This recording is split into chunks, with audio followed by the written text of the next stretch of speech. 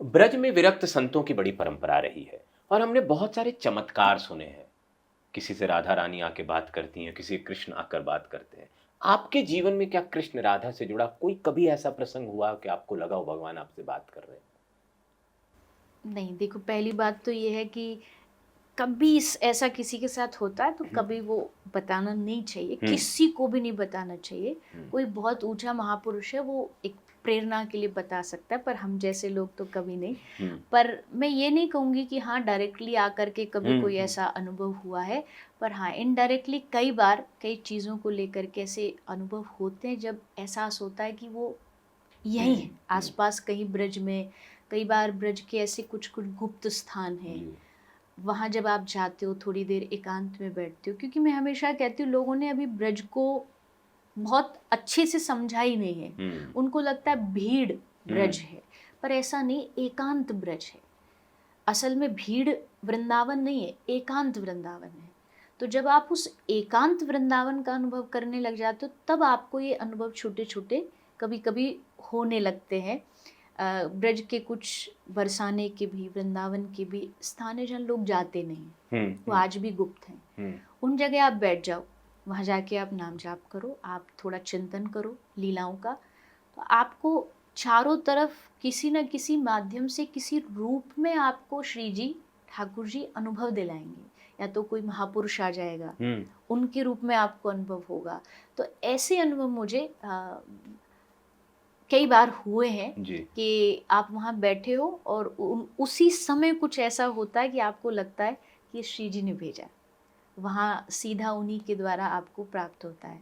तो ऐसे अनुभव आज भी ब्रज में होते हैं। क्योंकि अब तो फैशन हो गया है, 6-7 लाख लोग डेली ब्रज जा रहे हैं, सेल्फी खिंचा रहे हैं, बांके बिहारी के दर्शन कर रहे हैं, गोवर्धन परिक्रमा गाड़ी से कर रहे हैं और चल निकल ले रहे हैं।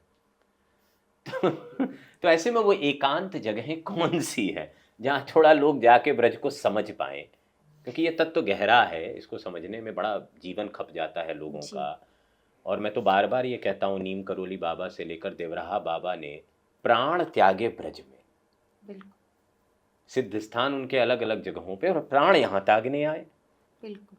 तो वो तत्व कहाँ मिलता है? कुछ जगह हैं पहली जगह बताने को तो ऑन द कैमरा हम कितनी भी बता सकते हैं, बता भी, एक दो नाम में बता भी दूंगी, लेकिन प्रॉपर वे में अगर इसको जानना है तो ब्रज के किसी श्रेष्ठ महापुरुष का सानिध्य करो, उनके संग में रहो, उनके साथ उनके चरणों की धूल लो, वहाँ की रज प्राप्त करो। धीरे धीरे उनकी कृपा से वो आपको बताएंगे कि असल वृंदावन क्या है। क्योंकि जब भी ये जो आप ब्रज तत्व की बात कर रहे हैं ना, ये तत्व जिसको भी प्राप्त हुआ ये सानिध्य से ही मिला है। ये संतों की शरण में रहने से उनको ब्रज तत्व समझ आया। अकबर आया, उसको स्वामी श्री हरिवंश जी ने असल वृंदावन दिखाया, कृपा से दिखा। ऐसे जो आप आंखों से देख रहे हो वो नहीं है। तो इसके लिए महापुरुषों का संग करो, ब्रज में जाके सिर्फ ऐसे छूने मत चले जाओ, कम से कम 3 दिन से नीचे तो ब्रज जाओ मत। और उन 3 दिनों में भी कोशिश करो एक दिन आप ब्रज के मुख्य मुख्य जो प्रमुख मंदिर हैं उनको प्रणाम कराओ। उसके बाद जो 2 दिन बचते हैं उसमें वृंदावन के इन स्थानों को खोजने का प्रयास करो, संतों को खोजने का प्रयास करो, वहाँ के महापुरुषों का सानिध्य।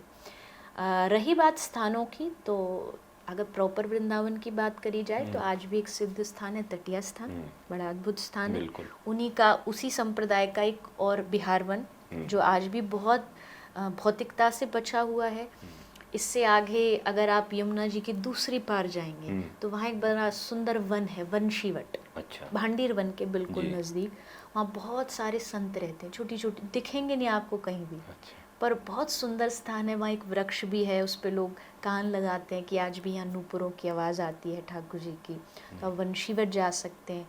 इधर अगर आप नंदगांव की तरफ बढ़ते हैं तो एक बड़ा सुंदर स्थान है टेर कदम, वहाँ भी बड़ी आनंद वाली रम्य स्थान है ठाकुर जी का। प्रेम सरोवर बहुत अच्छा एक कुंड है जहाँ श्री जी और ठाकुर जी का पहली बार मिलन हुआ। वहाँ भी चारों ओर बहुत सारे संत रहते। कई बार ऐसा हुआ है कि रात्रि को हम एकदम जब सन्नाटा होता है चले जाते हैं, वहाँ बैठ जाते हैं, चारों तरफ से कुटियाओं में से कीर्तन की आवाज़ आती है। सब साधु उसी समय कीर्तन कर रहे होते हैं। और बरसाने में एक बहुत गहवर वन तो है ही है जहाँ लोग कम जाते हैं पर वहाँ जा सकते हैं। और एक राधा बाग बहुत अच्छा स्थान है, वहाँ से ही श्री जी का जो भी जल जाता है, भोग का पुष्प जाते हैं, सब उसी बाग से जाती है।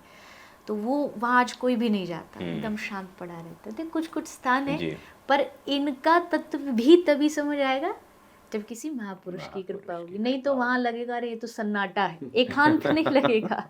एकांत और सन्नाटे में फर्क होता है। एकांत जब आपको फील होगा जब आप चिंतन और किसी महापुरुष की कृपा लेके जाओ। बहुत सुंदर, और ये जानकारी बहुत महत्वपूर्ण थी।